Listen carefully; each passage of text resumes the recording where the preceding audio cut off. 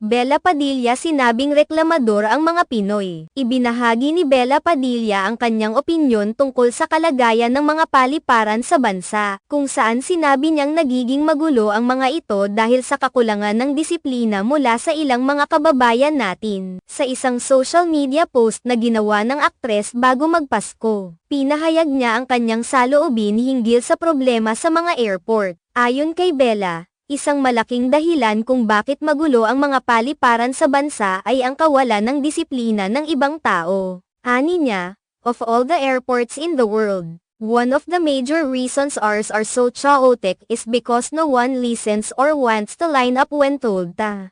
Ipinahayag ni Bella na madalas niyang makita ang hindi pagsunod ng ilang pasahero sa mga simpleng patakaran, tulad ng pagpila, na nagiging sanhi ng kaguluhan sa mga terminal.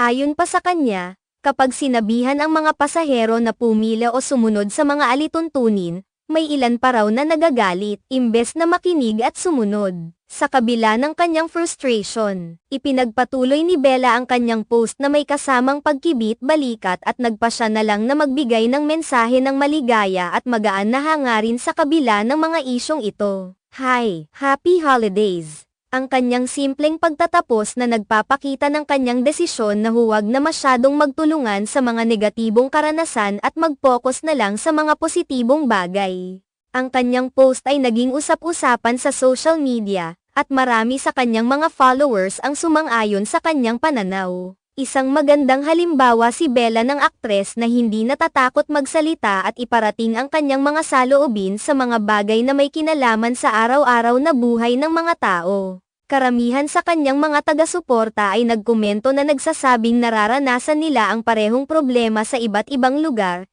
hindi lamang sa mga paliparan, kundi pati na rin sa mga pampublikong lugar sa bansa. Hindi na bago ang mga isyu sa kalat ng mga tao at kakulangan sa disiplina sa ating mga paliparan. Maraming beses na itong napag-usapan. Ngunit tila hindi pa rin natututo ang ilang tao na sundin ang mga patakaran at magpakita ng paggalang sa iba. Bukod pa rito, ang pagiging maagap at disiplinadong tao ay hindi lamang nakikinabang sa atin bilang individual, kundi nakikinabang din ang buong komunidad at bansa. Sa ngayon, marami pa ring naghihintay na magkaroon ng mga solusyon para sa mga problemang kinakaharap ng mga paliparan. Kailangan ng mas maraming hakbang upang mapabuti ang disiplina at pagsunod sa mga alituntunin. Nais ni Bella Padilla na sana maging inspirasyon ang kanyang post upang magbigay pansin ang mga tao sa kahalagahan ng pagkakaroon ng disiplina, hindi lamang sa mga airport, kundi sa lahat ng aspeto ng ating buhay bilang mga mamamayan ng bansa. Sa kabila ng lahat ng ito,